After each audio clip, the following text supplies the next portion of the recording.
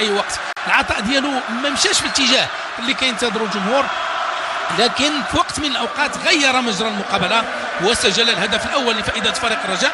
والعمل كان لمحمود بن حليب، هذا الشاب اللي من انتاج مدرسه الرجاء، يعني يطرق ابواب النجوميه بقوه. محمود بن حليب والحفيظي فهو كيتعد من اللاعبين اوبورتينيست في البطوله، فهو ولا غاب في لحظات في المقابله، ولكن كان حاضر بالتركيز ديالو في نهايه الشوط الاول. ولكن كيبقى دفاع فريق الحسنيه ربما انه لا يجيد ابعاد الكره من داخل المنطقه، فللمره الرابعه على التوالي عانى نفس الشيء، ولكن المره الرابعه استطاع فريق الرجاء ان يسجل فيها بدون حمله منظمه، بدون حمله سريعه ولا مرتده. جاءت الكره من داخل المربع باخطاء دفاعيه. والبناء اي وقت العطاء ديالو ما مشاش في الاتجاه اللي كينتظروا الجمهور، لكن في وقت من الاوقات غير مجرى المقابله وسجل الهدف الاول لفائده فريق الرجاء. والعمل كان لمحمود بن حليب، هذا الشاب اللي من انتاج مدرسه الرجاء، يعني يطرق ابواب النجوميه بقوه. محمود بن حليب والحفيظي فهو كيتعد من اللاعبين اوبورتينيست في البطوله، فهو ولا غاب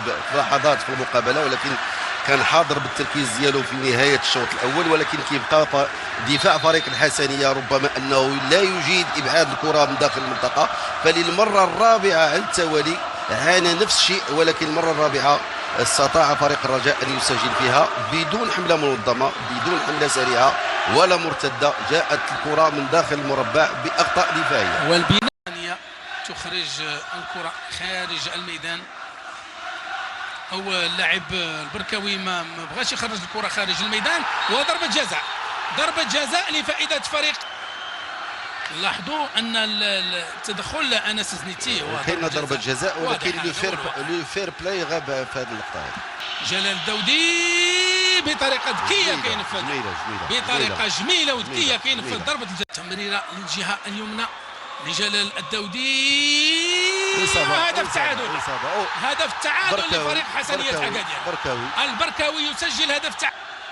لاحظ كيف ان التمريره كانت محكمه، والبركاوي في المكان المناسب يسجل هدف تعادل.